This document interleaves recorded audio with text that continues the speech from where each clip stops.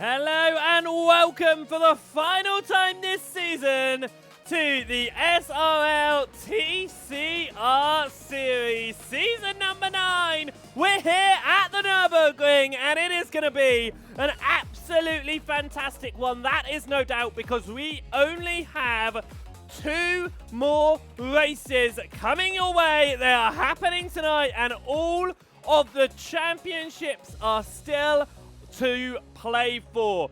The amateur class, the pro-am class, the pro class and the teams championship are all up for grabs tonight. Who is going to be going home as champion in each of those respected divisions? Well, we are going to find out, and we are going to find out live on stream today, as we are going to be holding on the broadcast a little bit longer than usual at the end so that we can bring the points to you, so we can tell you how this season is going to close out and who is going to take that top spot in all of the championships that are on offer tonight. This 10-round season has visited the globe. We started at Road Atlanta all the way back on the 10th of October for round number 1. We went across to the British circuit of Brands Hatch for round number 2.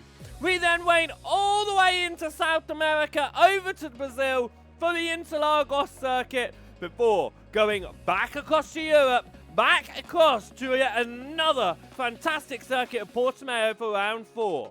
The midway point of the season concluded at the Red Bull Ring on November 7th, and we headed across back stateside for the Sebring circuit around number 6. Circuit Zandvoort came 7th round of the season, and we headed down under to Winton for the 8th round of the season.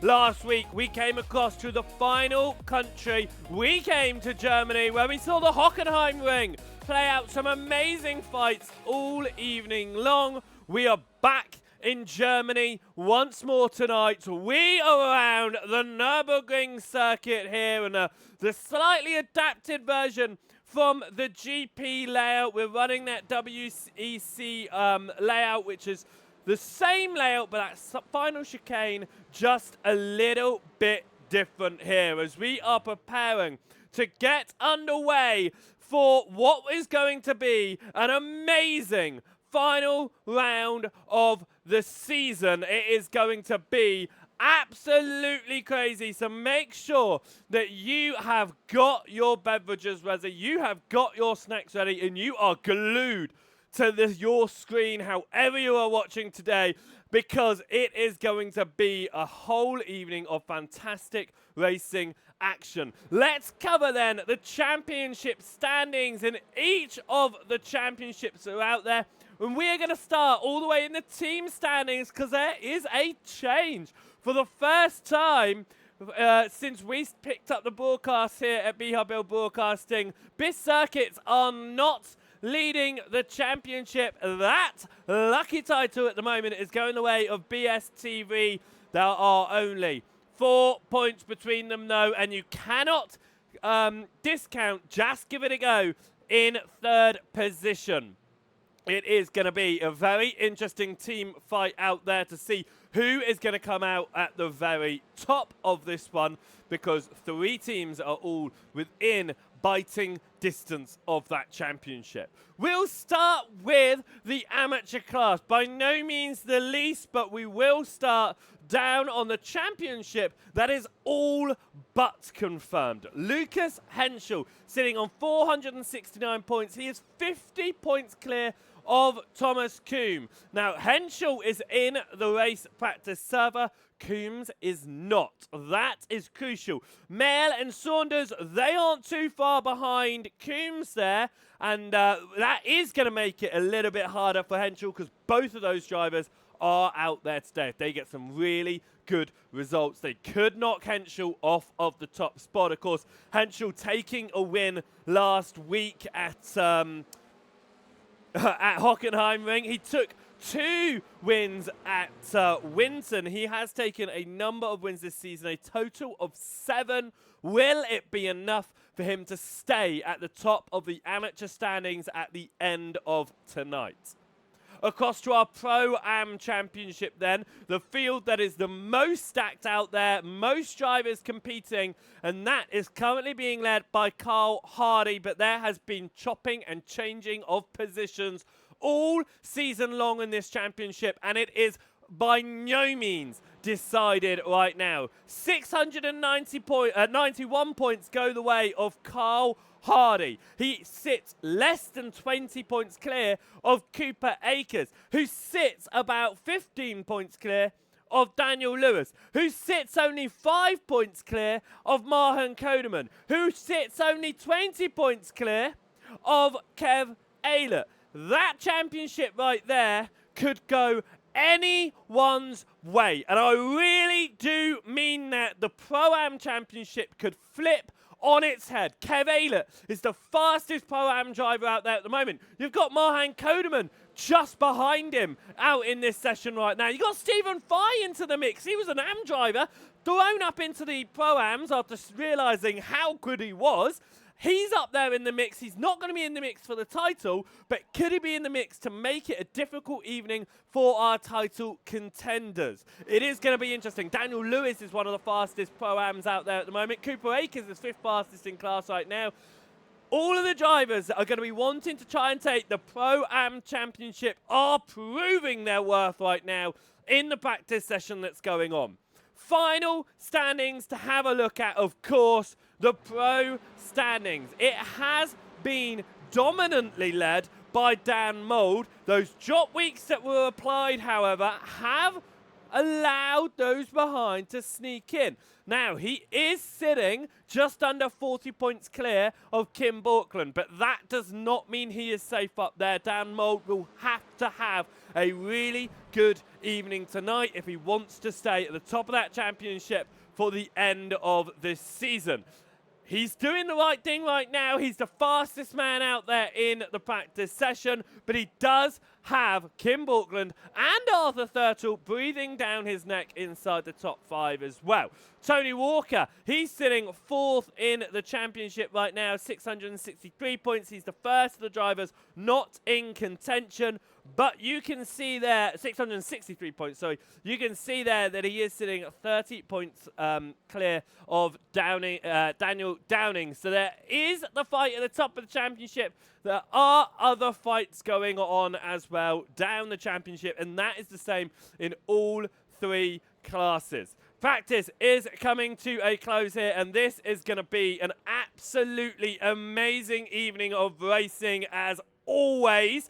And we are going to have more coming straight back at you after this evening as well, because we aren't going anywhere. Season 10 is hot on the horizon in early 2026, but we do have a pre-season event coming your way next week. It's early, it's ready, we're in time for Christmas, and it is going to show how strong next season is going to be once more. This season is coming to a close, but the SRL TCR series is sticking around to make sure that you are hitting that subscribe button over here on YouTube so that you can catch all of the Season 10 content. And if you're over on the Twitch as well, hit that follow button so you catch all of the live streams that happen over there. We are about to get ourselves down for the final qualifying session of the season. It has been a good season of qualifying for Kim Borkland and for Arthur Thurtle, both of them taking 3 poles each so far. The man who's really going to want pole position, Dan Mould, he's only managed to do it 1 time this season. That was all the way back at Brands Hatch in round number 2. Can he place it back on pole again here tonight? It's very likely. I mean, he is running the fastest out there, but it's not by a lot. Only a couple hundredths of a second. Dan Mould will be wanting to do that. The last time he was on pole position all the way back at round 2, he took both race victories, race 1 and race 2, and it's the only time he's managed to do that this season. That's what he's going to need today. He had, I would say, a dismal weekend last week. He's not going to want to repeat that again today. It did become one of his drop weeks. He is going to be wanting to find all the pace that he can out there today to hold that championship lead. Championship fights across all three then, and like I said, we are going to be extending the length of tonight's broadcast, and we'll be chatting with the drivers away in the Discord because we are going to stay live until the final points have been confirmed and we can get those out to you so you can know how each of your drivers have fared at the end of this season. It is going to be a fantastic evening of racing as always, and as we head down onto the virtual Nurburgring circuit, we have qualifying coming your way in just 1 second. And as I say that as well, we will be back in just 1 second as we fix a technical issue that's going on in the broadcast.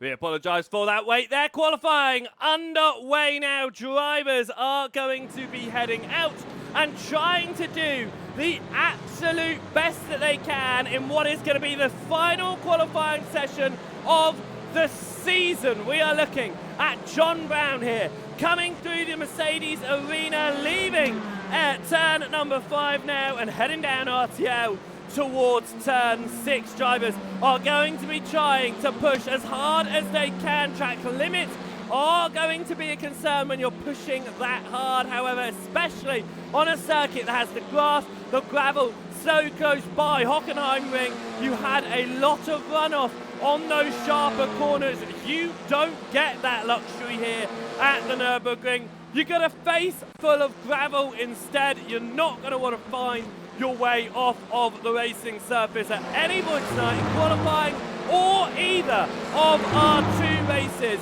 that are going to be coming your way. We are heading up towards the turn number 11 as we continue to watch John Brown heading around the circuit at the moment. A lot of drivers heading out pit lane straight away as they are going to be putting in as quick a lap as possible in just a 10-minute qualifying session. It is going to be a very tight qualifying session with the length of this circuit. You are not going to be wanting to find your way down pit lane at any point. You are going to be out there pushing as hard as you can for the entire session, seeing what you can do as we are going to ride on board here round the final corner with John Brown so we can get a lap of this brilliant circuit. We head up towards the Castrol S of turn number 1.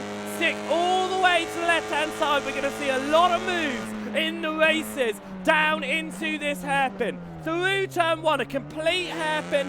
Get it back to the right-hand side of the circuit. Ahead of turn number 2 now as we're entering and going through the Mercedes arena. Heavy on the brakes. It is a much tighter corner than you'd first expect as turn 3 gets you into a complete hairpin and you switch around for turn 5, a 90-degree corner to the right, pushing it out as far wide as you can. Don't pick up that off track. Now down RTL towards turn number 6. Stick on the right hand side, turn it in towards the curbing. Brown misses that though. A big slide on the rear end, and we are going to see Brown correcting a huge mistake there as he was coming through turn number 6 up towards Ford Curd of 7, and John Brown's that time will beat down the drain, so he moves to the right hand side of the circuit and allows drivers by him because he does not want to be holding anyone up, especially Dan Mould, who we just saw overtake him. We'll jump back on board here. This time we are running on board with Pro Championship leader Dan Mould through the Michael Schumacher S's of 9 and 10. Get it once again to the right hand side of the circuit, slam it on the brakes for turn number 11, and we come up to Bit Curve here into turn 12. Very easy to push yourself wide into the gravel, especially when you're pushing hard to catch the driver ahead of you. Perfect line from Mould through the kink of turn 13 here and up towards the fast chicane. It is not going to be the tight GP chicane. We're going to see through Vidal, 14 and 15, pushing hard onto the outside curbing. Again, get it into the inside of the Coca-Cola curve, turn number 16, and heading up towards the timing line. We get half a lap on board with with John Brown, half a lap on board with Dan Lewis, and we are going to see what the lap times are going to say at this stage as Dan Mould heads up towards turn number 1. He is the fastest man out there right now by half a second over Anthony Lammer as we head up towards the timing line for Kev Aylett. He'll be wanting to put in a nice lap time right now. It's fast enough for 8th position. Pro-Am Championship leader is going to need to do something. There's about 5 or 6 of them in the fight in that class for the championship, and Carl Hardy finds himself in 6th position right now, outdone by De Jong, Stringer and Crowther ahead of him. Through turn number 5 and up along RTL. This is where we saw the slide last time we were coming through here from John Brown. Will we see it this time from Carl Hardy? No, we won't. He gets a nice perfect run through turn 6 and into 4 curve A of turn number 7 and up now towards the hairpin. Obviously you've got this slight downhill left-hander here as you head up towards your braking zone, getting a nice bit of toe here. Toe is going to help you out around your lap at this circuit, that is for certain, but you also don't want to be too close to the car ahead of you if you're running fast them through the curves. That was Deshay sitting ahead of Hardy out there on the circuit right now. Not a lot of valid lap times being placed in. Almost every single driver has crossed the line at least once on a time lap. I'd take that back. Every driver has completed at least one time lap. Only 12 of them, which is less than half the field, got a valid lap. I told you how important it was to keep it on the circuit, how easy it is to find yourself off track, onto the grass, onto the gravel. Well, these drivers showing just how tricky it truly is right now, because they've got less than 3.5 minutes to find themselves across that timing line with a valid lap, which will give them 1 full lap's length of time as we head through turn number 16 now. Watching Carl Hardy come across the line. Will he improve on his time this time around? He does. He finds 0.6 of a second, but it doesn't move him up at all. Stephen Fry goes the fastest Pro-Am. Cooper Akers critically knocks him down. Akers going for the Pro-Am Championship right now. The amateurs are having a hard time getting some valid laps in. Lucas Henschel, the only man in the amateur class with a valid lap time right now. That is crucial for him. He is leading the amateur championship quite comfortably, but he is going to need to improve just a little bit more on the drivers behind him to make sure he solidifies it, especially Jeff Saunders and Torburn Mail. Now, neither of those have put in a valid lap time. Good news for Henschel. This is all he needs to take that championship. As only 2 drivers now without a valid lap time as they come on to their 3rd time lap of asking. Chesney, Vandenbroek and Torburn Mail will be looking to try and possibly get this valid lap in this time around. As the noise difference from being right down there up to these are my favourite cameras, the ones that follow around from the sky here. And we're going to watch Torburn Mail head through turn number 12 and up towards Hatzenbach as we go through 13. Does that very nicely. And up now towards Vidal, 14 and 15. That nice, easy chicane, which means they don't have to stomp so hard on their brakes. And it means that we could see some true side-by-side action at speed through there, but it is going to be a risk. Borkland has just displaced Dan Mould from the top. Mould pulls to the side.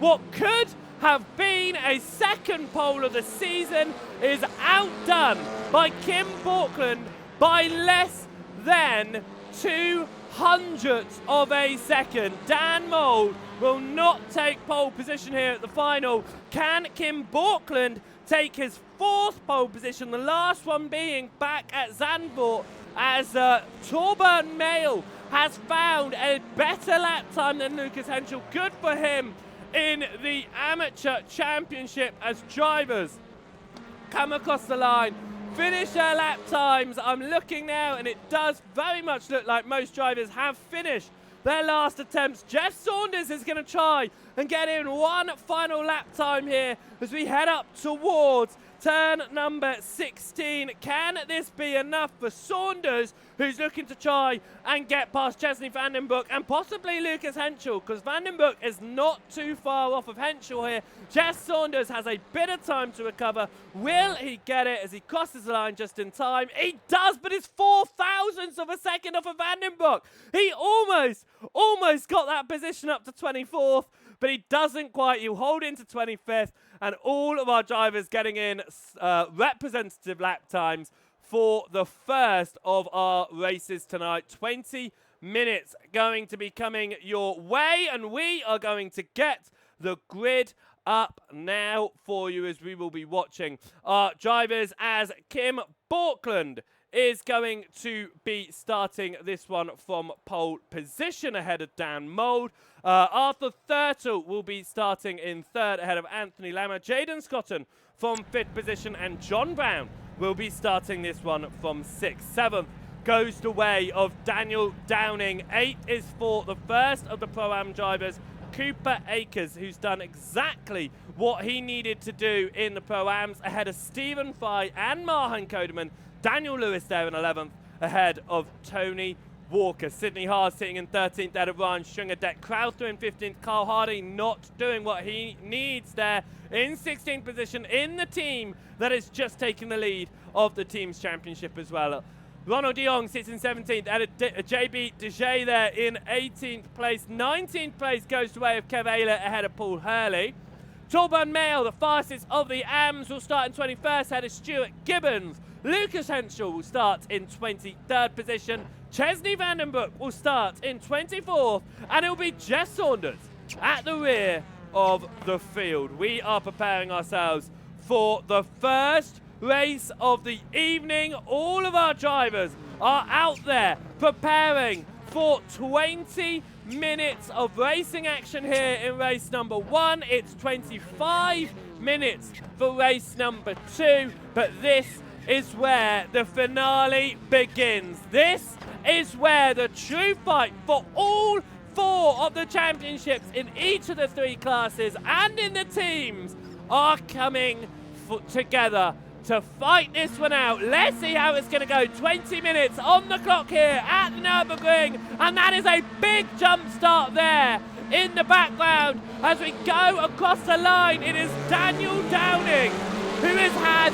an absolute horror going up along the line there, jumping the start, and that means he is going to fall down the order and will have to visit pit lane to serve that penalty. Borkland holds on to the lead of the race ahead of Mould out of turn number 1. Crucial for Borkland's championship fight. He does need Mould to fall down a bit more in the order though, as they all head through turn number 3 in the Mercedes arena. Now through 4, and out they go across RTL. Drivers settling themselves down for the most part. Stephen Fry though looking to try and get past Mahan Kodeman for 2nd in class as they all come through, and they have gone relatively single file now as we head into Ford curve, but it is side by side for the lead. Mould looks to the inside of Borkland, couldn't carry the speed. Thurtle pushing Mould up towards the hairpin,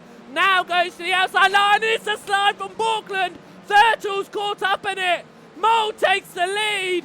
Lammer moves into 2nd. Borkland down to 5th position. Thurtle all the way down to 9th place on the start here. After that, just a small mistake that led to a slide from Borkland. Lammer was trying, Thurtle was trying to follow around on the outside, and it just did not go his way. and it went a completely different way than anyone would have hoping for in that fight for the pros, apart from Dan Mould, who will love the fact that after losing the lead due to a very late lap in qualifying from Portland, he has been able to take the lead in the start of the race and will lead lap number 1. We head up towards the final turn now. This is JB Deshea leading Daniel Lewis, as it's a major issue for Kodeman and Turtle involved in that one, as that is major rear end damage for Mohan Kodeman. What could have been in the Pro Championship? All of Mould's contenders are just falling. They are all having issues in this one, as we watch Lama now trying to get past Mould. Will the same issues that's been fooling his rivals fall on Mould here? We go through turn number 3 at Mercedes Arena, flick around for 4, and it is about 4 wide behind there as drivers try to settle themselves down in all positions. We head now up towards turn number 6 as we watch Sidney Hard chasing down Ronald Young. Cooper Akers has done a very good job holding on to the Pro-Am lead in class right now, and with his rival Cole Hardy all the way down to 17th position. That Pro-Am Championship was wide open. It is still very much open, and Hardy actually has a meatball flag. So I'm not sure what's happened to Cole Hardy here, but that's a big crash behind. A huge wallop into the wall for Lucas Henschel, amateur leader, and Paul Hurley, the amateur championship leader, will be out of this race. It's just all going wrong for championship contenders tonight in all of the classes. What I thought would be easy to predict has just flipped on its head. Both the Pro-Ams and the amateur championship leaders are with meatball flags.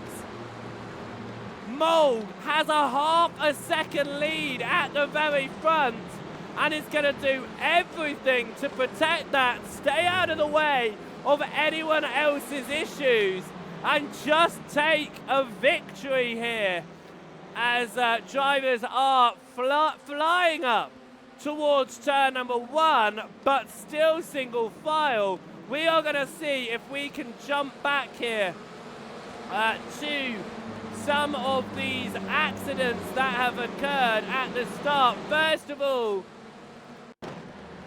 that's what's happened in the Kodeman Turtle incident. Let's just see that again. This was up towards the final turn that this occurred.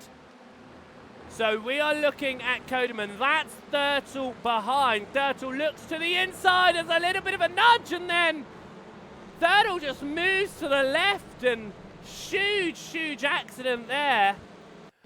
This is what happened with Paul Hurley and Lucas Henschel. We did catch it behind on the live stream. We were watching the drivers just up ahead. We were looking at Hardy there, who's got broken left front suspension. A huge hit there.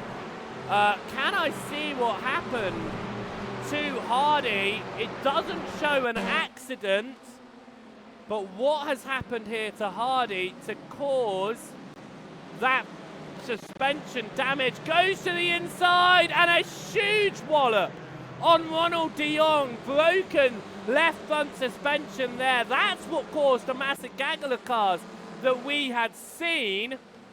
As right, we're back to live pictures now. We've all caught up, and JB Deshea is looking to try and take a podium in class away from Daniel Lewis, but can't do it there, as it's also going to be Kev Aylett just behind. Aylett is going to be wanting to find some time if possible, because he is going to be wanting to get any points that he can in his fight in the championship as well.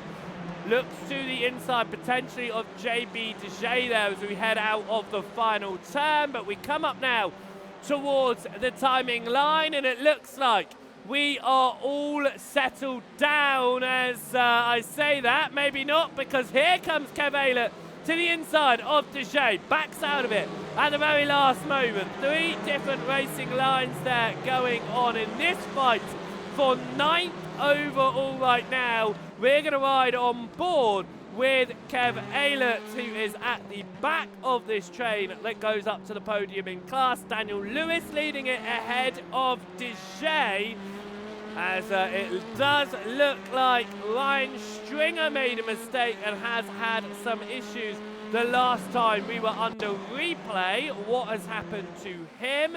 Ryan Stringer leading, he was ahead of that train of drivers actually, so Stringer was sitting inside a podium in class up towards the hairpin, and it's the same thing that we saw from Borkland, but he wasn't able to hold that slide. That is one thing that we've not watched yet, is Borkland's issue on the opening lap, of course. It could have cost him and Thurtle the championship, because if Thurtle hadn't been caught up in that, he wouldn't have been so far behind. Thurtle here in the middle of this gaggle, he sits in 15th, looking to get up the inside through turn number 9 of the Michael Schumacher S, but he is side by side with Stuart Gibbons right now. It turns back to the inside of Kumo Keve, and it's contact again for Thurtle, this time for Stuart, with Stuart Gibbons. Gibbons goes around and will now try to recover, loses positions down the order in class and overall there, falling down to 20th place, is 25 seconds ahead of the next driver out there. That's Cole Hardy, who has been back down pit lane to fix some damage. Let's watch that one again and see what's happened here. Thurtle is to the left-hand side, and he just moves too far to the right. There's nowhere else that Stuart Gibbons could have gone in that accident. Right, Kev Aylett, well, let's have a look at how he's getting on. He's sitting in 5th position in class, still behind Deshay here, and looking to try and move up into a podium position in class. I said Stephen Fry was making himself known out in the Pro-Am field. He certainly is not in contention with the championship. He's not been here this season long enough to get himself enough points to be in contention. However, he is right behind Cooper Akers. Akers is needing these points for his Pro-Am championship charge, and right now he is very much under pressure from Stephen Fry. Now, I know you won't believe me with how much that's going on, but we're only just coming to the halfway stage of this first race of the evening. Have you lost count of all of the replays we've been watching? I've never jumped through this many before, but it is constantly going, and we are going to have another quick jump back actually, if we're able to, because I do want to find out what happened with Codeman on the with Borkland on the opening lap of the race. I'm trying to find where it shows me what happened, but there is absolutely no record of that incident at all, so we'll have to have a hunt at the end of the evening whilst we are waiting for the championship points. We are looking still at this fight between Stephen Fry chasing down Cooper Akers. That is Borkland on the rear end of Scotton just up ahead. That's for 4th overall and in the pros. And Borkland needs these points, needs something to happen to Dan Mould in this race. But Mould is sitting 1.3 seconds clear of Lammer. Of course, Mould second fastest in qualifying and only just slower than Kim Borkland. Borkland was the fastest out there in that qualifying session. He's not repeating that at the moment because John Brown is the fastest man out there. A little bit of a bump on the rear end of Akers there from Stephen Fry, but let's go have a little look at how Borkland is doing. Chasing down Jaden Scotton here as we come through the Mercedes arena into the hairpin of turn number 3. Always tighter than you expect it to be. Switch across through turn number 4 and push it out wide. And there you go, a long RTL now and up towards turn number 6. Everyone keeping it together at the front since those incidents all transpired, and now it almost feels like a race for survival for a lot of drivers out there. And Pro-Am Championship leader Carl Hardy will not be happy that he's down in 21st in this race, with championship rival Cooper Akers up in 6th. Daniel Lewis is up there as well. Kev Aylett's up there as well. I mean, there are a lot of names up there that Hardy would not want up there. Lucas Henschel will not be liking the fact he's down in 24th position in this race. Championship rivals Jeff Saunders and Torburn Mayle sit in 17th and 18th and will be getting a host of points over him. Will it be enough by the end of the evening to overhaul what is a very huge deficit for Lucas Henschel, who has taken 7 class wins this season, which is an astonishing amount compared to the next highest driver, which, as I look back here, is Thomas Coombe, who's not here tonight. 4 wins for him, along with Scott Malcolm, 4 wins for him as well. Jeff Saunders currently leading that class, yet without a class win. This could be a first-time winner in class for Jeff Saunders, but he's only sitting 7/10 of a second clear of Torburn Mayle right now. Mayle hunting down what would be his first class win of the season as well. If Chesney Vandenbroek can get there, guess what? It's not going to be his first win. It's going to be his second. So he is 1.5 seconds back though, and could take a repeat win, or will we get a first-time winner in class in the amateur field? Jeff Saunders leading that one in 17th, ahead of Torburn Mayle, who sits in 18th position right now. Chesney Vandenbroek, that blue cart coming into shot just behind there. That was Stuart Gibbons chasing down. Gibbons obviously turned earlier in the race by Arthur Turtle, who's all the way down in 13th position, has had a number of incidents, but luckily for him, not enough damage to warrant a trip to pit lane, which would ruin what could be at least a couple of points to his name. A few more now as he gets past Ronald de Jong. We are watching Kim Borkland once more, chasing down Jaden Scott, and is the man who started on pole position, and it didn't go well last week. Thurtle started on pole. He didn't take a win in either of the races. He did the same back at Sebring. Borkland took pole back at the Red Bull Ring, did not take a win in either of those races.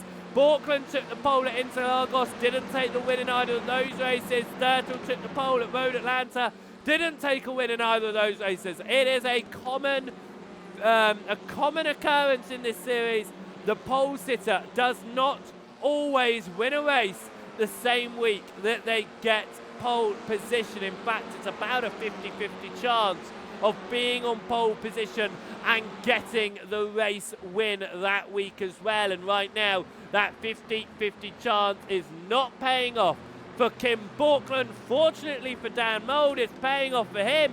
Last time he was on pole, he did not get a win that evening. So potentially, by missing out on what could be a very cursed pole position spot, is going to help Dan Mould's championship bid, who now sits 3 seconds clear of John Brown, because John Brown has got past Anthony Lammer. That happened just last lap. Let's see how that occurred as we watch John Brown here chasing down Lammer up towards turn number 1. I said we were going to see a number of dives up to the inside here. Is it going to be an inside move? Yes, it is. John Brown looks to the inside of Lammer, actually doesn't get the overlap. Lammer either backing out, getting a slowdown, something happening for Lammer there, maybe worried with Brown getting the inside. Lammer just wanting the points potentially, didn't want to get into contact with John Brown after seeing all of the other incidents that are occurring this race, and just wanting to maybe take a podium position. 4 minutes left on this clock. We are approaching about 2 more laps to go, and Brown is leading this charge of 4 pro drivers that goes down to Kim Borkland, all wanting a piece of the podium, none more so than Kim Borkland, who is going to be reeling from his early mistake on lap number 1. It's been his only mistake this race, but it has placed him behind drivers that are doing a great defensive race at the moment, as this The train of drivers heads up towards the Vidal chicane of 14 and 15. Carry a huge amount of speed through there. No driver throwing themselves too hard through that chicane that we have seen so far. But into the Coca-Cola curve of turn 16, up towards the timing line. John Brown here, ahead of Anthony Lammer, ahead of Jaden Scott, and ahead of Kim Borkland. Borkland's backed out a little bit here. Are we going to see any move for second place? Lammer looking like he was going to try and take it long, didn't do so, but it is wide from Brown. Could place him under attack here from Lammer as Daniel Lewis and Tony Walker swap position. Something going on up towards the hairpin though as Crowther, Hards and De Jong here all running around there together, and it is going to be side by side from Sydney Hards and De Jong. Hards on the outside, De Jong to the inside. De Jong will get that overlap done and the position gained for 14th ahead of Sydney Hards as we jump back to the fight for the pro podium with Kim Borkland still stuck at the rear end of that. That's Cooper Akers still being chased down by Stephen Fry, but absorbing the pressure, looking to take a class win here from Akers if he's able to, and it would be his second class win of the season if he's able to take it that way. Dan Mould, if he comes across the line, race winner once more, it'll be 7 wins this season. The last time we saw him win was Zandvoort 3 weeks ago, and this is exactly what he needed here this evening. Was a very dominant race out front. As we look across, Jeff Saunders and Torburn Mayo, they are down to about 1.8 seconds between them, 0.18 seconds between them, as we head up now towards turn number 11. Mayo to the outside of Saunders. Saunders giving him just enough room, but they don't run side by side through 11. Up to 12, and Saunders lost a little, Mayo lost a little bit of time on Saunders, but has had a great run through 12. Up now towards Hassenbach. It's to the inside. And it is going to be side by side for the lead of the amateur field. We go through the chicane. Mayo gets the speed on the entrance to the corner, slides the car, but Jess Saunders, who has led that amateur class since Henschel dropped down, has finally given up the position to Torburn Mayo. Both of these drivers were hunting for their first win of the season. Both of these drivers looking to try and take the amateur championship away from Lucas Henschel here. The white flag is out. Dan Mould almost 5 seconds clear. John Brown driving a fantastic defence in second position ahead of Anthony Lammer, Jaden Scotton and championship contender Kim Borkland. We head up now towards turn number 8 of Dunlop Care. And it looked like a slight move to the inside from Borkland, with Scotton going for the wider entrance. It won't turn into anything as we now come through the Schumacher S's of 9 and 10. Dan Mould just setting our shots there. He is taking the win here if he can keep it together. Who is going to take the podium and in what order? Can Brown keep Lammer behind? Will Scotton or Borkland make any decision to go for the overtake here? We've still got a second race coming up of 25 minutes, and we are going to see drivers switched around in positions for that one. That means these drivers are going to hold fire through the chicane, but exactly what Dan Mould needed. Dan Mould takes the win in the first race of the finale as Kim Borkland and Jaden Scotton bump each other across the line. Position to Scotton ahead of Borkland. Cooper Akers beats Stephen Fry to the line in the fight in the Pro-Ams, and Torburn Mayo is going to take victory for the first time this season in the amateur class. And is going to really help his championship comeback against Lucas Henschel with that one. But a win, and a great win for Dan Mould out front. Exactly what he needed in his championship bid to stay out front. A 7th win of the season for him. And Cooper Akers winning the Pro-Am field for just the 2nd time this season. It's what he needed in his Pro-Am championship bid. Let's get the full results then of race number 1. Dan Mould wins that one ahead of John Brown. Anthony Lammer takes 3rd ahead of Jaden Scotton. And Kim Borkland comes home in 5th position, just as the 2 drivers race side by side across the line at the end of that one. Cooper Akers takes the win in the Pro-Am field ahead of Stephen Fry.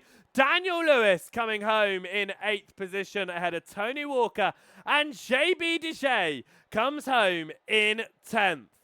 11th position in that one went the way of Kev Aylett. Arthur Thurtle recovering up to 12th.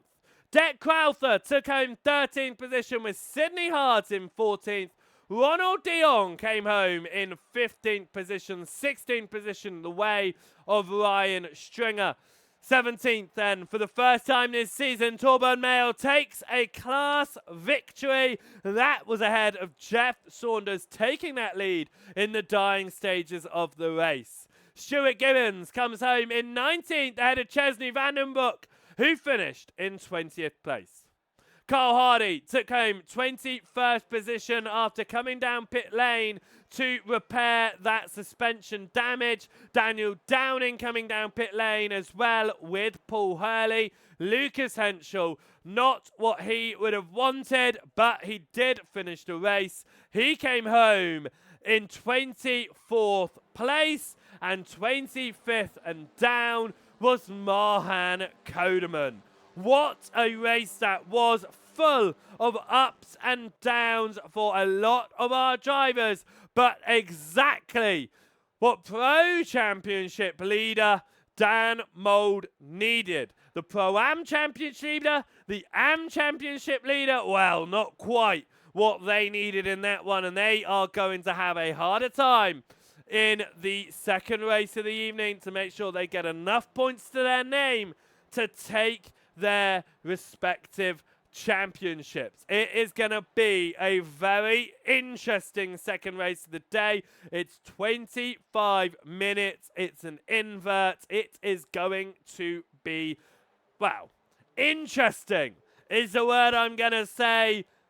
Fun is another word I'm going to say. And it is going to come down to a nail-biting conclusion. We are going to stick around longer than usual today so that we can bring you the championship standings when they are posted, which means we are going to have a few extra chats than normal to some of our drivers. We are going to review some of the extra instants through the evening as well. And, well, it's going to be a bit of fun. So at the end of the second race, make sure that you stick around so that you can see all of the highlights from the evening and you find out who wins each of the championships, with all of them up for grabs as we entered to this evening's race. The teams championship swapping around for the first time since we took over the broadcasting here at Beehive Bill Broadcasting. And the drivers championships, they have been ups and downs for a lot of drivers. Mould currently at the top of the pros, exactly what he needed here today. Hardy currently at the top of the Pro-Ams, but I don't think he's going to be there after that first race. The second race is really going to need to go his way. And Lucas Henschel all but confirmed as the amateur champion, but that race is not gone the way that he had hoped for, especially with a win from championship contender Torburn Mail. The warm-up session separating our two races is about to end. If you haven't already, go and get yourself a quick drink, a quick snack, because race number 2 is just a minute away from gridding up, and this is the final race of the season. Of course, we are not done here at SRL for the 2025 year. We've still got one more evening of racing coming your way. Season 10's pre-season event is going to be next Friday, so we will be broadcasting that live over on the SRL YouTube and on the Beehive Bill Twitch channel as well. So don't miss out on that one. The calendar being confirmed not too long ago, as that's the wrong button that I go to, as we are preparing for season number 10. 2 pre-season events are going to be up ahead of it, but we do head across to season number 10 starting on January the 9th, all the way through to March 13th. 10 rounds of racing action once more, with some brilliant circuits in the lineup that are going to create some fantastic racing. And of course, I'm confirmed to be back for season number 10 as well, with live commentary coming at you for all season, all 10 rounds. So make sure, if you're watching over here on the YouTube, you hit that subscribe button. Make sure that you are notified when we go live, and therefore you will not miss a single one of the season 10 races.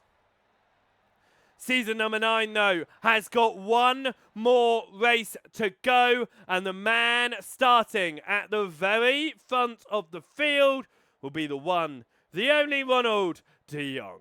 He is going to be starting this one from the very front of the field. So let's have a look at the grid, and that is the wrong grid for this one. So let's have a look at the correct grid for this one. Ronald de Jong will start on pole ahead of Sydney Hards. Deck Crowther will start from 3rd, and Arthur Thurtle has a great opportunity in 4th position there to try and take the race win in the 2nd race of the day.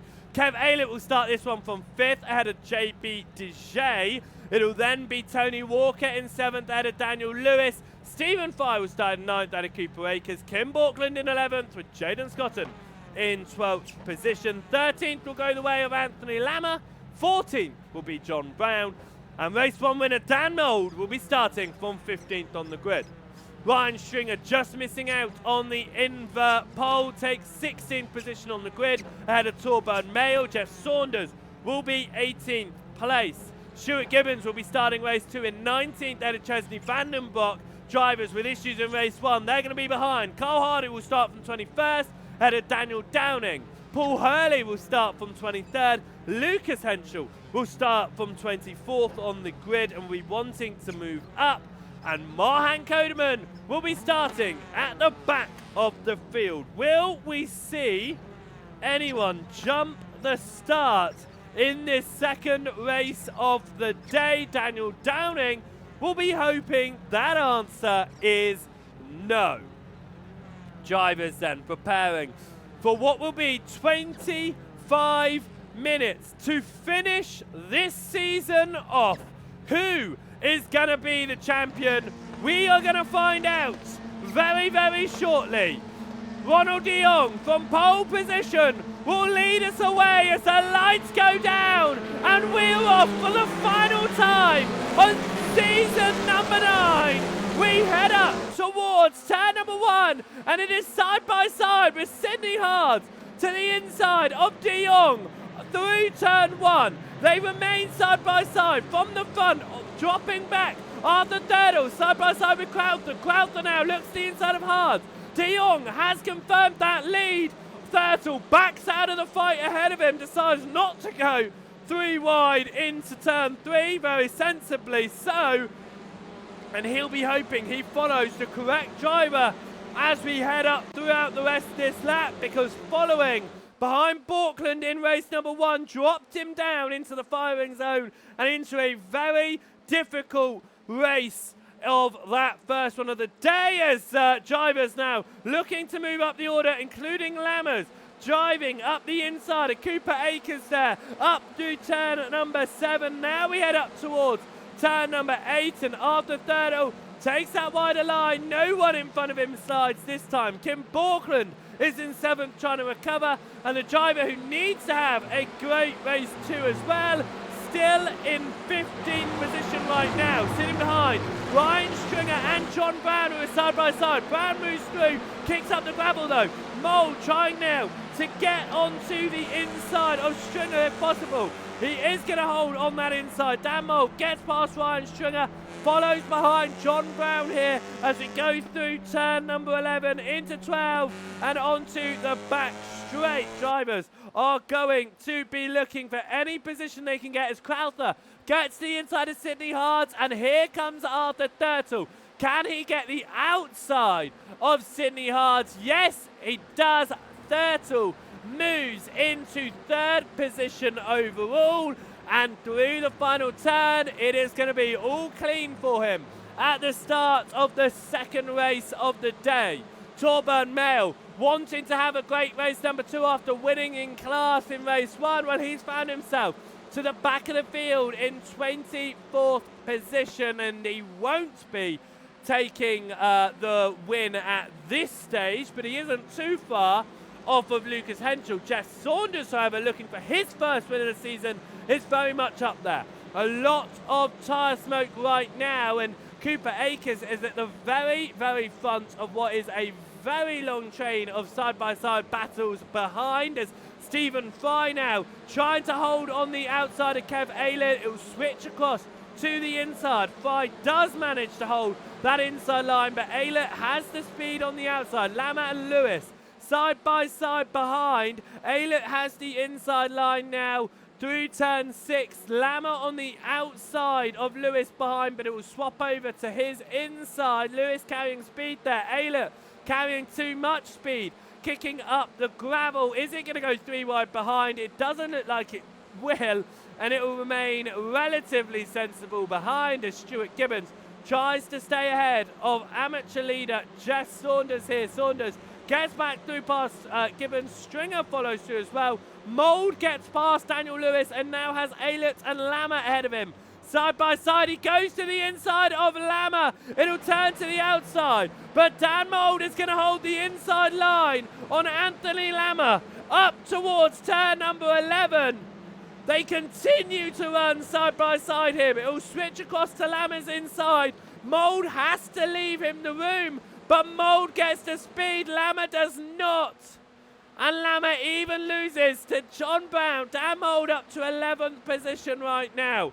On this lap, Thurtle did for a moment alternate position with Crowther. That no longer remained, and Crowther stayed ahead. That was a switch behind as well as Daniel Lewis got past Lama. Did Lama potentially get a slowdown for how far wide he ran as that's Stuart Gibbons diving up the inside of Jess Saunders through turn 16. They are going to run side by side out of the final turn and across the timing line with Jess Saunders just getting the speed on the exit over Gibbons. Gibbons will continue to hold it on the inside. That is Hardy just behind, being overtaken by Codeman, and it's contact with a number of cars there. So as a huge into the wall goes Anthony Lama and Stuart Gibbons. That's not the way they wanted to end their season. Both of them down and out following that turn 1 contact. Carl Hardy trying to gain any position he possibly can on the outside of Marhan Kodeman here. Takes 15th position in this race and will be trying so hard to move up any more positions. He's 10th in class right now and not what he needs. Thurtle has moved himself 2nd overall. Will need to try and get into the lead as Dan Mould and Kev Aylett sit side by side. Aylett trying to carry the speed on the outside. Doesn't want to just give the position to Mould, but of course not fighting any pro-ams around him right now. It's just the 2 pro drivers. Mould takes the wider line. Aylett settles in behind, and John Brown now will be trying to take another position away from him as we go up towards turn 11, and Brown is going to dive up the inside of Kev Aylett there. Aylett's going to hold it around the outside. And Brown right now holds on to 12th position. Will need to get past Kev Aylett for 11th as we head through turn number 13 and up towards Fido.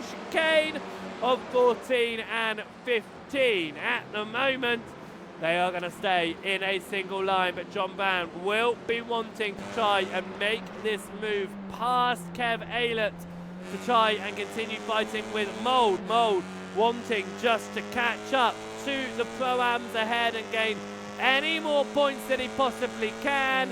Race number 1 would have seriously helped him out, but it doesn't mean that he will definitely remain in the championship lead. He needs to have another good set of points here. All still running in line here from Brown behind Kev Aylett as they head through the Mercedes arena. Daniel Downing also out of this race as well. So 3 drivers down and out when they would not have been wanting that, as Torben Mail losing position to Paul Hurley. Hurley losing position on the exit. This could be Vandenbroek just getting through. And what that should mean, actually, if Vandenbroek can get past Paul Hurley, which he does, damage on Hurley's front end there, all of the amateur drivers are running together out there as Thurtle moves into the lead of the race through the chicane, through the hairpin. You see that just in the very distance there. But all of the amateurs are going to be running together out there on circuit, and Lucas Henschel sits just behind Jeff Saunders. Will be wanting to take what would be an 8th class win of the season if he can make it. As Arthur Thurtle has had an issue. Arthur Thurtle is down and out. What has happened to Arthur Thurtle? De Jong behind. Through the S's. And he just pulls over to the left. Something for Arthur Thurtle happening there, because he's just pulled to the left. No real reason behind it that we could see. But that does mean Thurtle is out of this race as well. Ronald de Jong re-inherits the race lead here ahead of Dec Crowther. Tony Walker could be hunting his first race win of the season, with where he's sitting right now, 3rd overall, as Crowther looks to the inside of de Jong. De Jong's taken 2 class wins so far this season. Dec Crowther has taken just the 1. But they're looking to try and take a win. Could they take an overall win as well at that, with 10 minutes down, 15 minutes still to go in this final race of asking. Daniel Downing, Stuart Gibbons, Anthony Lammer, Arthur Thurtle, all out of this race. Fry and Mould side by side in the fight for 8th, and Mould gets the speed through the exit of turn 4 and onto the RTL, holds now 8th position, has 2 seconds up to Cooper Akers. Dan Mould is on a charge. He can see those drives ahead of him. 15 more minutes, it means he's still got about 7 more laps after this one to get those positions done. And I think there's a real opportunity here for Dan Mould. Could he potentially take 2 wins again? It's only happened once this season in the pro class for the race winner to take the double. That was Dan Mould all the way back at Brands Hatch.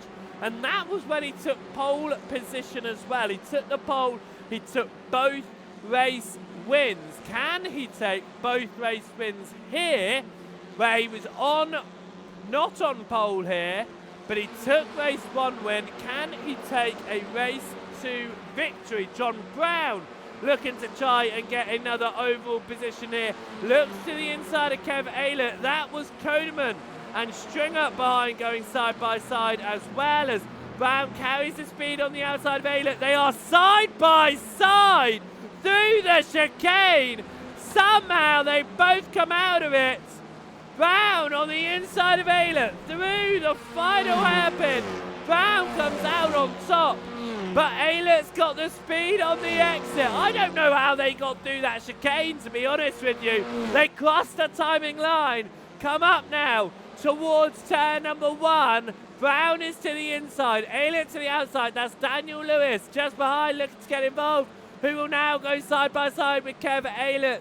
John Brown gets to position as Lewis now trying to carry the speed on the outside of Aylott as they go through the Mercedes arena onto the brakes for the hairpin of turn 3. It'll be the inside right now for Aylott, but it's going to swap around to Daniel Lewis's inside. You can carry the speed though on the outside, just as Aylott has there, and it will give you the inside once more up to turn number 6. It's what's great about this circuit is how much it switches one direction to the other. You'll be on the outside for one moment, you'll be on the inside on the next, as that was John Brown going off at turn 7. A bit of a wobble coming into 7 actually, it looked like, so off it through the exit of 6. He's now back behind Aylott and Lewis, who continue to fight here for position. Carl Hardy is sitting in 14th position at the moment. It is not going his way this evening. The championship fight is going to be an interesting one to see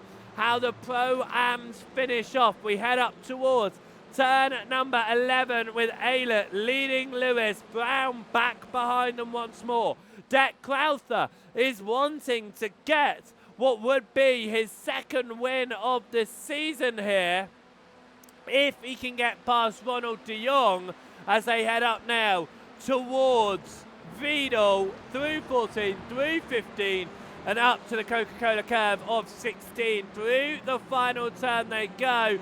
It is Ronald de Jong leading Deck Crowther as we mark what is going to be the halfway point in this race. 6 laps completed of the predicted 12 laps. We head up now towards turn number 1. This is trainer drivers with Borkland looking to try and get up the inside of Deshay. He is going for 4th position. Borkland wanting to get any points possible over Dan Mould. Deshay and Borkland side by side here, leaving each other just enough room as we get onto the brakes of turn 3. Borkland once again to the outside. Deshay holding that inside line. It switches back, but you can carry the speed. Is Deshay going to be able to carry the speed? There's just enough of a wheel in there for Deshay to be able to stick it to the inside of turn 6, but Borkland carries the speed. Deshay backs out of it. Borkland in 4th. Tony Walker leading the pros in 3rd right now, but it is Ronald de Jong leading Deck Crowther as we head up towards the hairpin, with de Jong leading this race right now. Marhan Kodeman was fighting with Kev Aylott for potential 12th position there. Won't be able to take that right now. Carl Hardy is just behind and wanting to take points away from championship rivals, from Kodeman, from Aylott here, as we come through the Michael Schumacher S of turn 9 across into turn 10. As fights are continuing, can Deck Crowther find a way past Ronald de Jong here as they come through Hatzenbecks again of 13, that kink, and this is Tony Walker just behind, looking to see if he can find a way through and into the overall race win, which will be his first one of the season, if he can get there. JB Deshay, actually, he's sitting 3rd in class right now, 5th in this race, but not too far behind. If he's able to find himself up those couple of class positions, he could be taking his first win of the season as well in class. It's going to be interesting to see what this is going to end up to be in the race results as well as the championship results. There's a bit of an accordion effect there. Walker into the back of Crowther. That could have invited Borkland in. There was a little bit of a nudge from Borkland as well. But we head into turn 3. Hopefully that hit won't have done too much to Tony Walker's machine, and he'll be able to keep on going without too many issues there out of the Mercedes arena and along RTL now. Again, Crowther just ducks to look to the inside of de Jong through turn 6. It can't turn into anything, but it goes for a slightly wider line there. Don't think he was expecting De Jong to hit on the brakes where he did, but what it did mean is De Jong went deep, and it could invite Crowther to the inside here as he had to Dunlop Care. He backs out of it, but he gets close once again to Ronald De Jong, and this fight for the overall race lead, really, it does go down to Stephen Fry in ninth. He's just off the rear end of it, but it's about half a second, less than half a second from all our drivers, all the way to sixth there, with Ronald De Jong leading the way still. 8.5 minutes left on the clock. When they come across the timing line, that's going to be about 4 more laps of asking.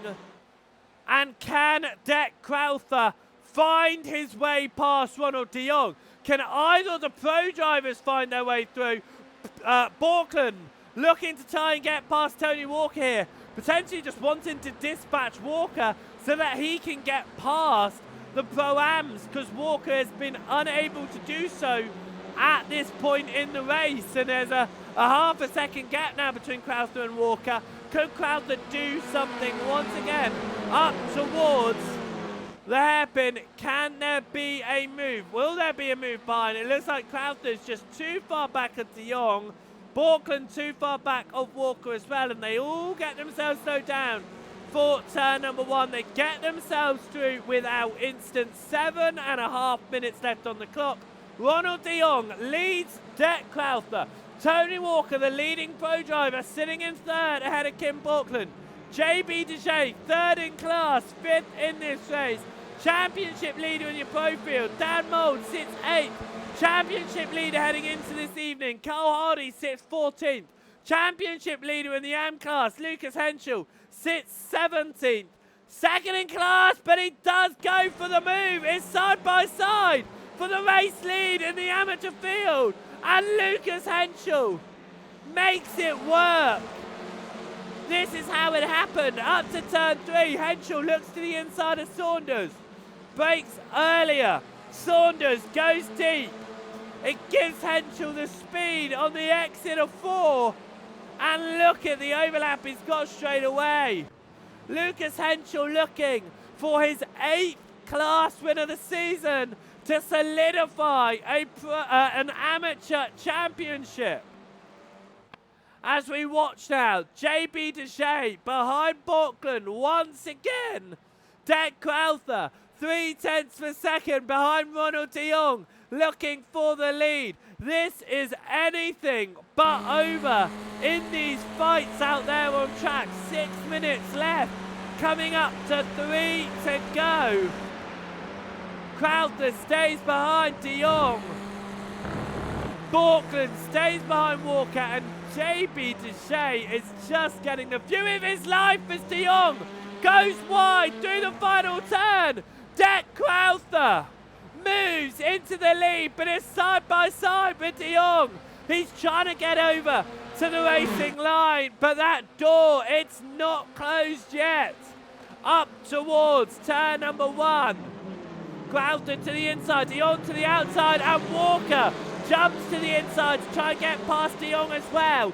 De Jong and Tony Walker now, side by side, fighting for position. The points matter.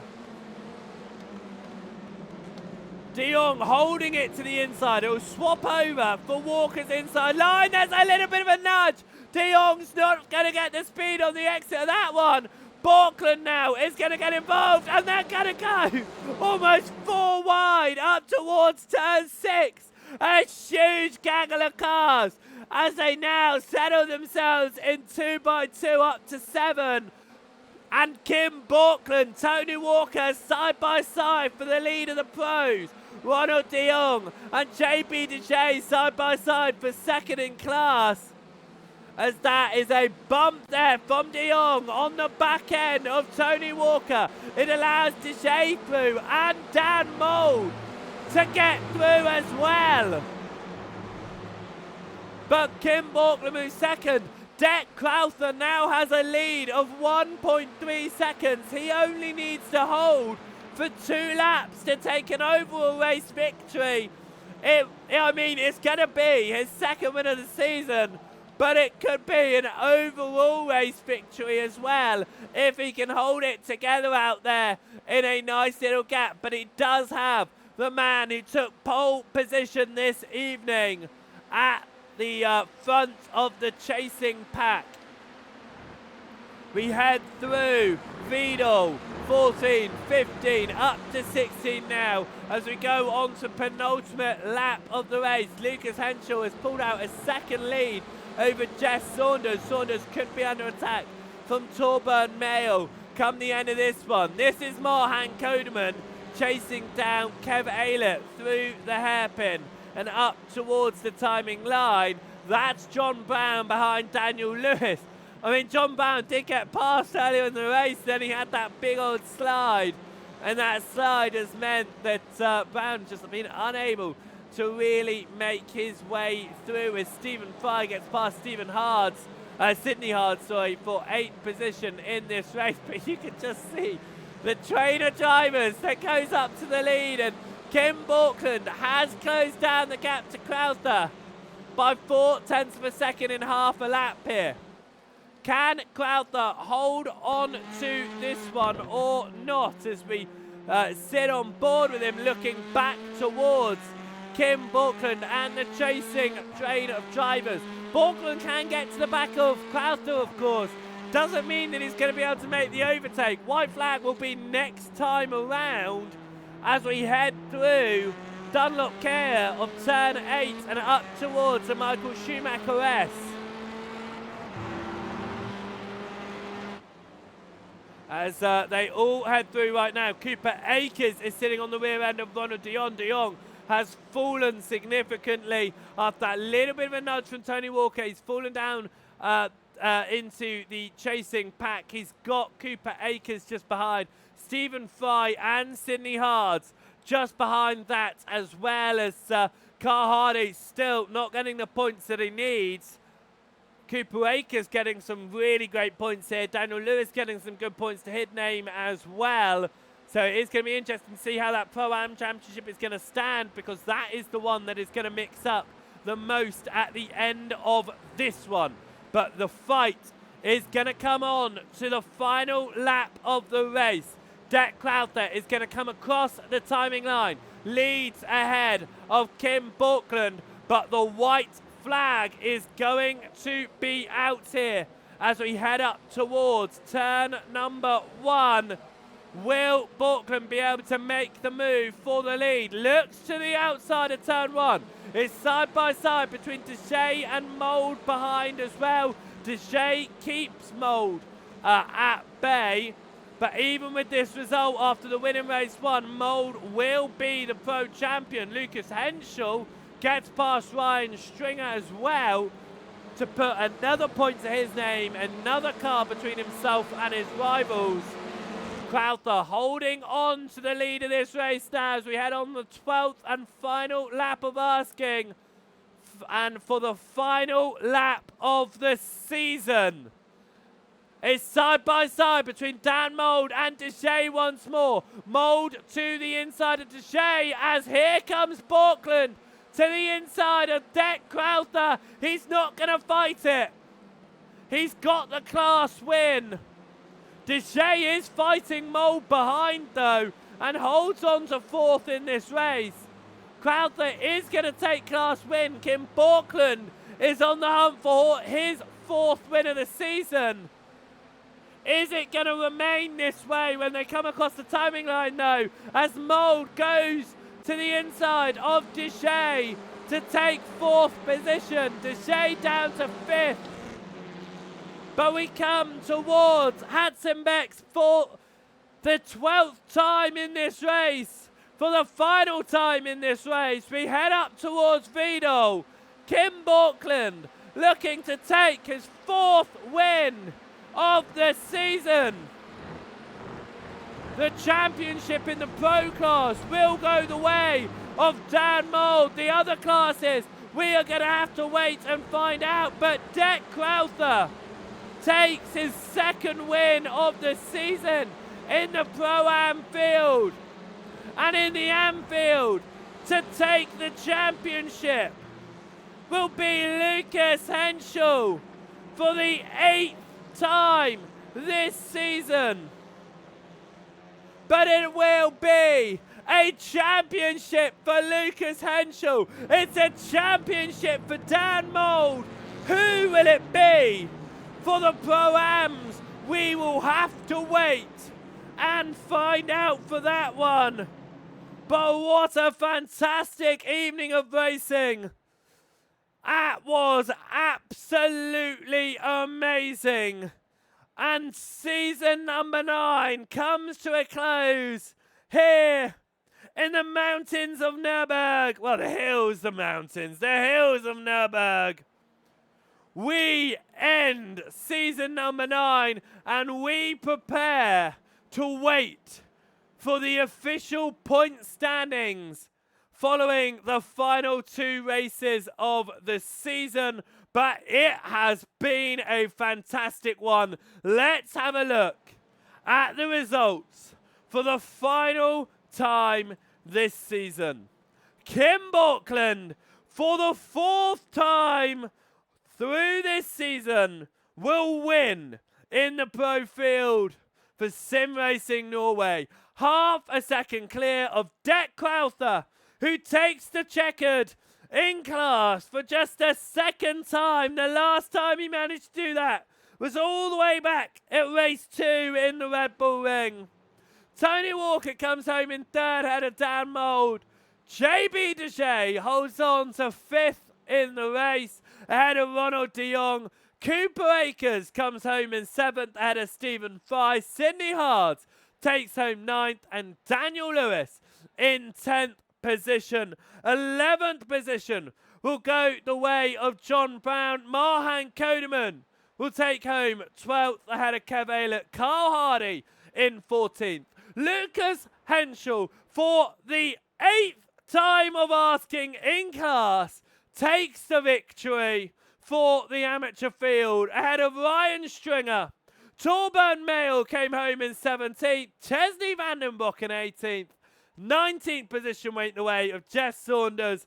And out, and the last race of the season was Paul Hurley, Arthur Thurtle, Stuart Gibbons, Anthony Lemmer, Daniel Downing, and before the race got underway, Jaden Scottham.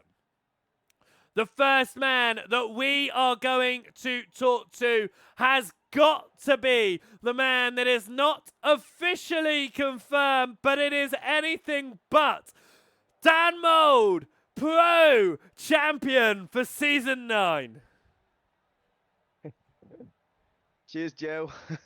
I just need to gather my composure again now after that night of racing. It's been a brilliant evening for you. It wasn't great last week. It was a bit of a concern with how close the championship was coming down. But, I mean, race 1, it all but confirmed it for you. That was a brilliant race. Yeah, I mean, me and Kim had a few messages before the race, and he said to me, "You're not going to do a Lando Norris, are you, and play it safe?" And I was like, "Not at all. We're racing." And then that's what I did. I was a bit disappointed that I didn't get pole. But I believe Kim had draft, but it's still a sensational lap he put in. And then I just thought I'm going to attack him on the first few corners, just to give him the jitters a little bit.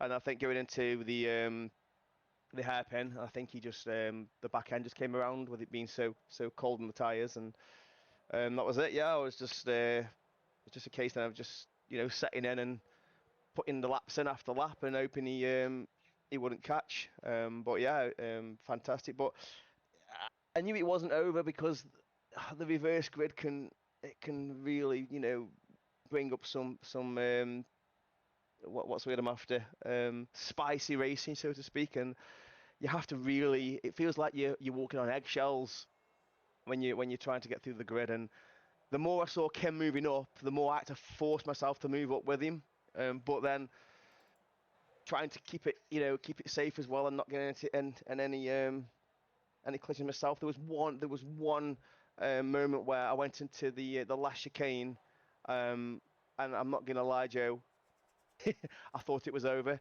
I thought it was over for me and Kev Aylett. And I don't know how I saved it. It was definitely a 50p, 20p bottom time.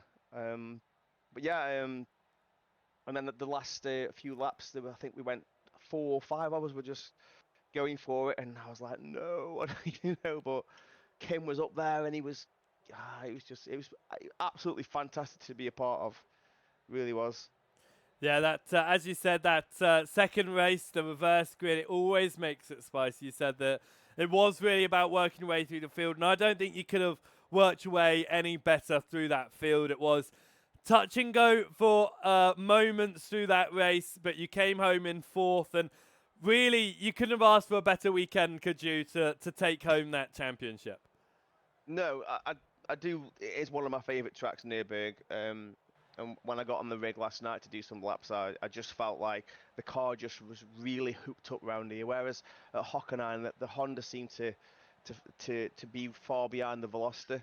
I did some officials in the Veloster in the week at Hockenheim, and it was just so much quicker than the Civic.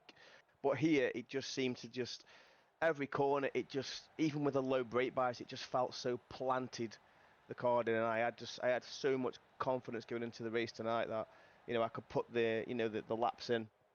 But not just that as well. The track itself, it just gives so good close racing. I mean, the last few laps there, I was fighting with JB and Sydney Hards. Who else was there? There was Deck up front and Tony, and it was just so close. The racing was, and I'll be honest with you, I'm over the moon that I've won the championship. But if I can have a season like that again, where the racing's that close, I don't really care where I finish. And it's showing now with the season 10 sign up that next season is it's looking like it's going to be a more competitive league than this season. Already we've got in the excess of 30 drivers signed up, and it's such an exciting league, and yeah, I'm really looking forward to next season. I really am. Season 10 is going to be absolutely fantastic, as you say, and just to bring in that confirmation there for you, Dan, as points are posted, you are officially the pro champion for season number 9, which has been a great season for you. And well, I mean, it shows 7 wins come your way. You say you were disappointed you didn't get the pole here. You've obviously only got 1 pole this season, but that hasn't mattered. You've been there at the front. It's been tight. It's been a really close season, but you have taken that pro championship. So very well done, Dan, and good luck for season number 10 to see if you can repeat that feat again. Thanks, Joe. Appreciate it. Thank you. Dan Mould there, pro champion, and the next person that we are going to be pulling across into the commentary booth is going to be the Pro-Am Championship winner, Cooper Akers, taking the top step after a brilliant evening of racing. Paul said he wanted to come in here with me. You don't mind? It's been, well, I mean, you've got the points. You took the points, you needed them, and you have had, it's been very close fights all evening long, but you've taken the points you've needed, and you've taken it. 21 points clear of Carl Hardy. I can hardly believe it. I'll give you a moment just to gather your thoughts there, Yeah. because it's been a tight season. It's certainly been an interesting season, considering the first half had a few crashes, such as like Interlagos and other things.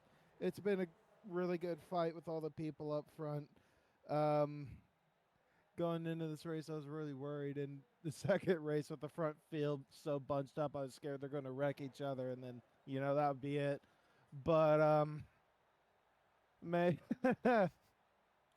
can't believe it. What a league. Well, I'm looking at the stats because I know I love my stats. And, I mean, in the Pro Championship, Mould took the championship. He took 7 wins. Henschel, he took the Amateur Championship. He took 8 wins in class. This evening was only your second class win in race number 1. And yet, you have found yourself to the front of the overall championship, showing that you've always been there, even if you've not been at the front. Yeah, it's a shame that it couldn't have been a closer fight, but well done to everybody. It's been, I say, the tightest championship coming into this one. There were 6 of you still in contention to take that title, and you're the one who's going to walk away as Season 9 Pro-Am champion. All right. Thank you, Joseph. Well done, Cooper. Good luck for next season, and let's see if you can take a back-to-back title. Well, I don't know if I could do a pro title, but let's see where I finish. if I'm able, but yeah. Well Let's done, save it this Cooper, season. and good luck for next season. The last of our drivers of the champions that we are going to talk to has got to be the man that could have lost it all in the first race of the day when it did not go his way, but the points came to him in race number 2, and our amateur champion, Lucas Henschel. Yes! I did You've it. taken it. Yes! After the first race was so awful with Paul, I did it. Let's done. talk that through very quickly then, Lucas, because as you say, after race number 1, I mean, the nerves were there. It might not have been for you because you went from being very much in the lead of the championship to it just all going wrong, coming down pit lane. Talk me through race 1. So yeah, what basically happened was I was in a good position. My quality wasn't good. I had off tracks, so yeah, I had just really bad laps. So I started from the back, had a good start. Was in a good position. Paul always, I don't know why, but against me he always drives super aggressive. Maybe that's his plan, I don't know. So yeah, I had a good line and just went on the gas a little bit too early and clipped him on the rear, and then it ended in the wall. Yeah, that's basically it for race 1. So then I said to myself, okay, get yourself together, don't do stupid stuff in the second race, and it kind of worked out. And it did. Race number 2 came your way. You had to fight from the back of the amateur class, and you found your way to your 8th class win of the season. That's a crazy number of class wins for you, and it's taken you to that championship. So race number 2, talk through that one. You had to work your way through. I had to work my way through. I could avoid some scrambles and just take 1 or 2 spots at a time. Then I was behind the Audi of Jeff Saunders. Was stuck there for quite a while, and yeah, I think around 10 minutes left, I was able to overtake him because he had a little bit of a mistake on the last corner. So I had a better run. Was trying to go on the inside, but overtook him on the outside, I think, and then cut back. He cut back on me, and in turn 3, I just sent it inside and hope for the best. Because I had enough points for the championship, but I really wanted that last win, and I grabbed it, and it was fun. And then I said to because Ryan had like not the best race, he had some damage. Just cross the line together last time as a team, because unfortunately we can't race together next season. So yeah, that was our last team finish, probably for a long time. But yeah, was fun. Enjoyed the season. Signed up for the next season and tried to do it again in Pro-Am maybe. Let's see how it goes. I would say a win in the amateur class. Next step up, Pro-Ams. Obviously, there is the discussion of potentially having a slightly split Pro-Am field. So a lower end of the Pro-Ams and a higher end of the Pro-Ams. So do you think that, stepping up, you'll be stepping up into the next, class? You could go for a back-to-back championship as we head into Season 10, or is it more find your feet in Season 10 and see what you can do next? I never just find my feet. I like to hear that very much. So I mean, if I look at the standings, if you split the Pro-Am field straight in the middle, I would still be first. So, I'm not shooting shots here, but let's see what happens next season. Well, let's see what happens next season indeed. Lucas Henschel, our amateur champion for Season 9. Lucas Henschel there. Absolutely fantastic work for him. And we're going to put one more driver in. He's been sitting so patiently waiting to talk to me there as he's been waiting for the champions to talk. Paul Hurley, you have had an up and down evening, an up and down season, but it's come to a close, and it's been an interesting one. It's been mostly down, mate, but I didn't come in to talk about me. I come in to talk about the league and the champions. Perfect. Hello, Paul. Talk to us. Yeah, I mean, obviously there's been previous SRL seasons, but there was a gap, and we've started it again. And what a fantastic first return season 9. It's been great racing on track. There's been lots of battles. It's been really close all up and down the field within the classes, and definitely overall. You know, there's been some people sneaking in some good results in there out of the class. We've got a lot of sign-ups already for next season. There was still some spaces available, and I just wanted to come in and say thank you to yourself. I mean, you've done an excellent job as commentator since you joined mid-season. Thanks to my colleagues and fellow admins. There's a lot of work goes on behind the scenes, which you're aware of some of it, and but it's all worth it when we get racing like this. It certainly is. Season 10, as you say, we've got our calendar confirmed. We've got a few more spaces left, and pre-season events coming up as well. So it is all go over the winter period as we head into 2026 as well, and 10 fantastic circuits. And yeah, another full grid of racers going to be heading out at it. It's going to be a brilliant season. Yes, yeah, I believe so. I think it will be, mate. I mean, I actually like the calendar better than the calendar we had this year, so I'm looking forward to it. It is going to be a great one. Thank you so much for jumping in and talking to us, Paul. Yeah, no, thank you for your good work as well. We appreciate it. It's been entertaining to watch it back, and we will do another watch back now if you come join us. Well, thank you so much, Paul, for that, and I'll let you get back to all of the guys, and we will wrap it up here as we are going to finish what is season number 9, and what a season!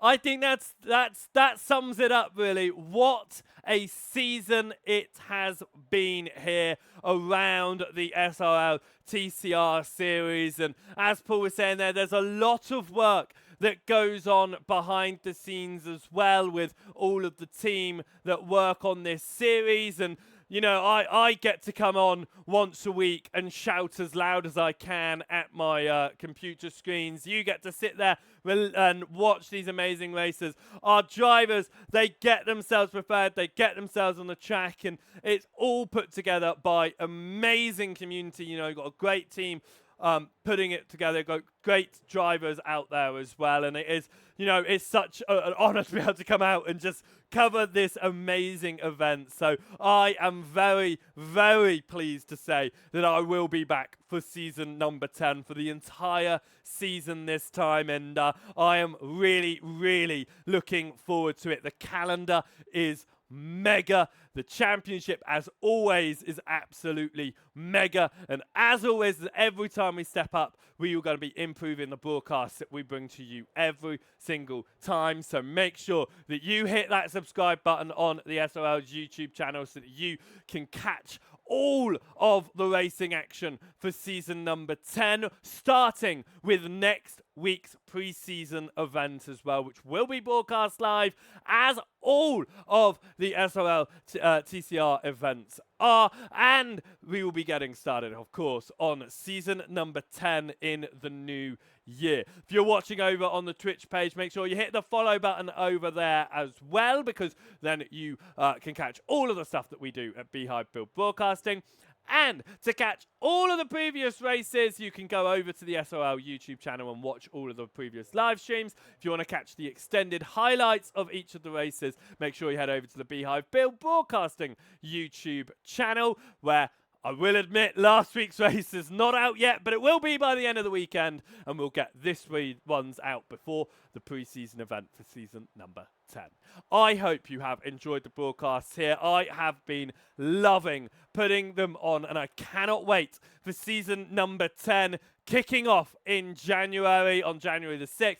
We have got 2 pre-season events coming your way before then, so make sure that you catch all of those. A couple of spaces left, as Paul was saying, so there is no reason not to get yourself signed up and involved. You could see how amazing the racing is. You can see how much it means to the drivers as well, as we pulled in drivers earlier on, and Cooper genuinely speechless when we first pulled him in to take that championship, and the same going there for Henschel. It really means a lot. And Dan Mould saying that he loves the championship. He would love to take another one again next season, but he wants it to be as close as it was this season because those races were phenomenal. So, as the sun outside my window has long since gone down, the sun at our virtual Nurburgring is slowly coming down as well. Season number 9 sees its curtains draw to a close. I hope you have enjoyed watching all of the broadcasts this season, and you will meet us again in season number 10. So from me at Beehive Built Broadcasting, from the team at SRL, we hope you have a fantastic winter period and that you are back for the pre-season events. We'll see you for season number 10. Goodbye.